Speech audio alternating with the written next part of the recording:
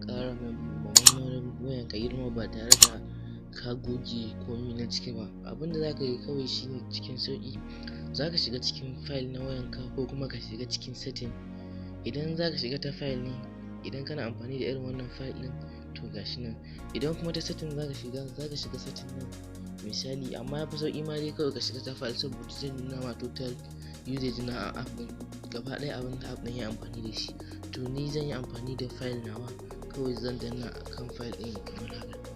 To bayan na danna min ya buɗe kamar haka, za ka shiga inda kake so ka rage. Misali kamar idan applications ɗin haka suka cinye memory wayan girma, kawai abinda za ka yi idan kana son application amma kuma ba ka so ka goge application, kamar misali ina son kayan nasa amma kuma kaga ban so in goge ta, to abinda zan yi kawai shine za ka danna kan kayan master.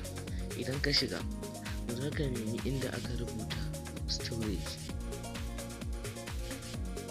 za ka nemi kamar inda aka rubuta storage. Misali kamar nan za ka ga nan storage, nan data, nan permission, nan application notification, nan battery, nan options. To gaba ɗaya dai abinda za ka shiga ko za ka shiga kan wannan ne storage. Bayan ka danna kan storage ɗin ya buɗe kamar haka, za ka nemi inda aka rubuta clear data. Za ka nemi clear data kamar haka,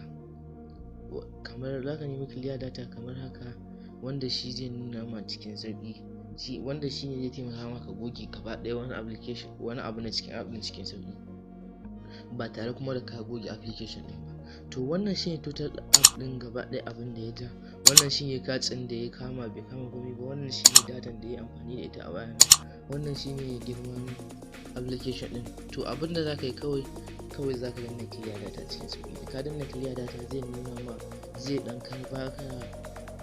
baka notice haka, kamar idan kana so, idan ka goge data will be delayed permanently if you don't flash it and account database etc. Yana magana akan gaba ɗaya abin da ke cikin application ɗin zai goge amma ban da shi kanshi application ɗin. Idan kana so kawai sai ka danna OK, idan baka so sai ka danna cancel. To wannan shi hanya dai da mafi sauƙi wanda za ka bi wajen ganin ka ƙara ma memory wayan ka girma. Idan wannan shine farkon zuwa wannan channel, ina roƙonka da Allah ka taimaka ka danna mun alamar subscribe. Kada ka manta da ƙararrawa domin shi zai taimaka mana ina ɗora sabon bidiyo.